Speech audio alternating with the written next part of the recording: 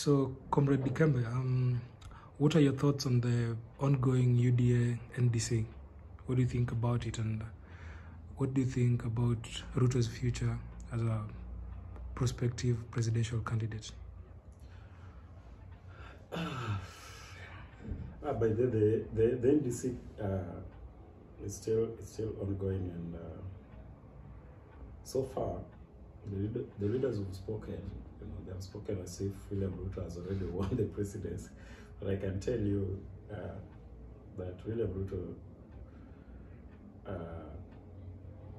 as just today is his day one of 25 to 30 years that he has to run, to walk, to fly, to crawl, to do whatever he can to become president of the Republic of Kenya.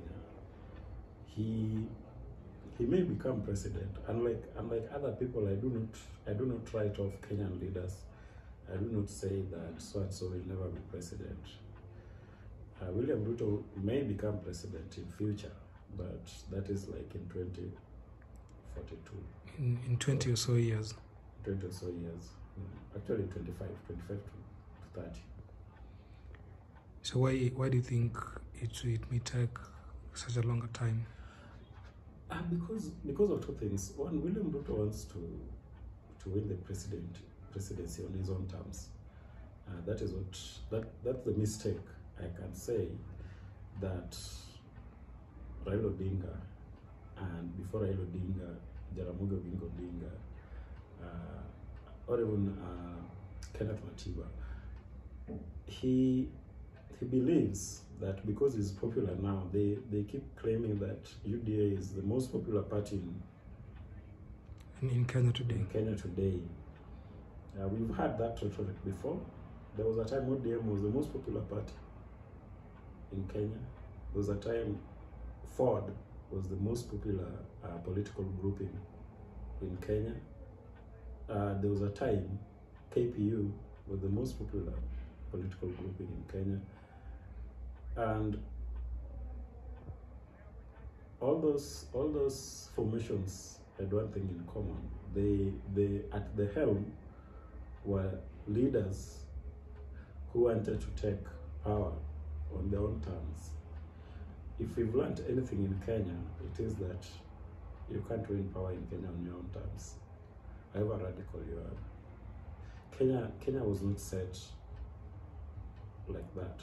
Kenya was not set at independence, at its independence like that. Kenya is a moderate, a fairly moderate state with moderate interests, but very deeply entrenched.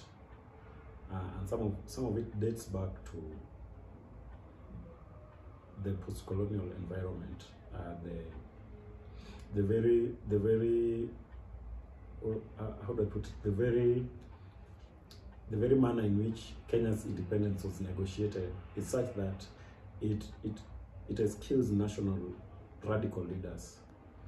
So it becomes very hard for somebody who is radical, or we seem to be radical, to ascend to the presidency of the Republic of Kenya. So, do you think Ruto is a radical, or is just a pretender, or what do you think? William Ruto is not a pretender per se, but I use radical in a different sense. That here is a candidate who has first created his politics, has built his politics around a class issue, that there are people who be left behind, and these people have been left behind because of the people who've made it. And these people have made it because they've been, leeches, so to speak. So he claims that in his system, he will radically change that and build a completely different set. Today he said that on day one he is going to free DCI, he is going to free KRA, from what he thinks they currently are, some sense of stranglehold by the presidency. But that language is not new. You'll remember that in 2007 we had institutions we claimed we were going to, some we were going to abolish, some we were going to radically transform, and where did it end us? We lost, or we were rigged out. So history repeats itself. Okay, so post this UDA NDC, where does that now put us, with William Ruto declared as a presidential candidate officially? Of course, William Ruto was going to run as the presidential candidate, as the joint presidential candidate of UDA, but also now of this KK alliance. But remember, initially Ruto believed that he could win the presidency with UDA alone. He did. There was a time, and that was not long ago, where he kept claiming that he didn't need other parties. He had built UDA as a national party, a party of Mama Mboga and Boda Boda, a party of hustlers. He didn't need dynasties. He didn't need Wadosi. You know, that language somehow disappeared at some point, because the reality of politics in Kenya right now is that no single party can win. However popular you are, however popular that party is, no single party can win on its own. So for a time, William Ruto believed that he could win the presidency with just UDA alone. But as you've seen, he quickly realized that that was an impossibility. So he's moved forward to try to cobble up most of these disgruntled parties and coalitions. You know, so he brought David on board. He brought Wetangula on board, or as people say, he brought David on board, and nobody came with Wetangula as usual, as his small pass, you know, Kibeti. So that is what happened. So right now, he realizes that he cannot win the presidency on alone under UDA. But the challenge for him also is that he cannot win the presidency with any other running mate other than a person from Mount Kenya.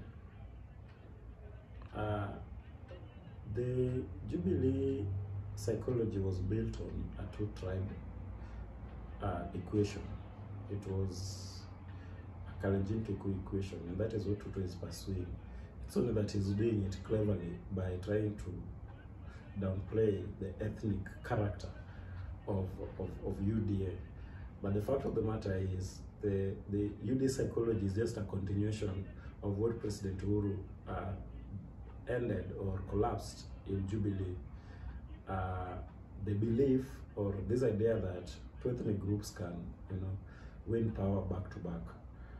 That one group gets the presidency supported by, and in this case, so to speak, that the Kikuyu can win supported by Kalenjins, and then later on give power to Kalenjins supported by Kikuyus, and then Kalenjins return the favor, and then Kikuyus return the favor, and then Kalenjins return the favor. So this volleyball arrangement where power oscillates between those two groups is the psychology, it's the character, is the central organizing character of UDA, and the other leaders who are in the UDA must understand that, and that is the reason why William Ruto, for all his talk about Kenya changing, he has to play that ethnic card. It's the only card that he has. Otherwise, his support outside that card is like 19% nationally. Without the Kikuyu, William Ruto's support is like 19%.